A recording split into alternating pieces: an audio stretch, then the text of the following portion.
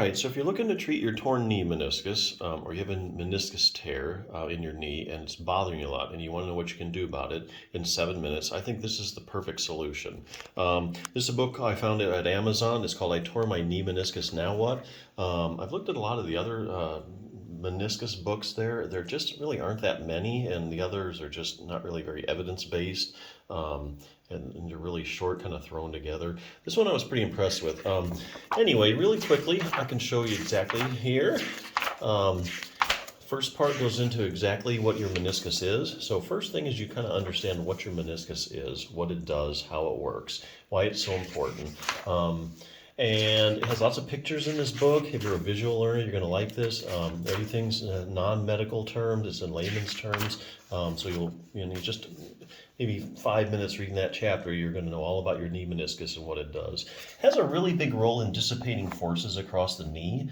And if you get taken out parts of it, you're going to wear your cartilage down really early because you're going to redistribute the forces every time you take a step or jump or go upstairs or stand. The forces are going to be distributed differently if you start taking out pieces of it.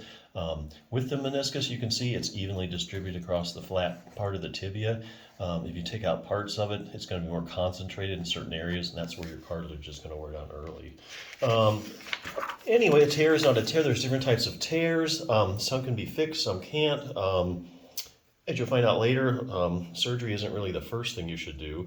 But some of them, it depends on your blood supply and where the tear is. There's different zones in your meniscus and vascular zones. And if there's a good vascular supply, a lot of circulation to certain areas, the tear can heal. But if there isn't, then it can't heal at all, or it won't heal very well. This goes over the options for you. What if you just take the whole thing out? What if you take part of it out? It answers the questions basically looking at long-term follow-up studies where they've taken people where they've taken the whole meniscus out. And this one here, for instance, they followed for 40 years. And what happens to your knee over time if you do that? It also looks at partial meniscectomies. That's the most common thing. Make a long story short, you're just going to get early arthritis is what you're going to do. You may get out of pain with the surgery because you've maybe taken out part of it, the tear, but you're going to end up with early arthritis. What if you leave it alone and do nothing? Here again, book looks at more long-term follow-up studies.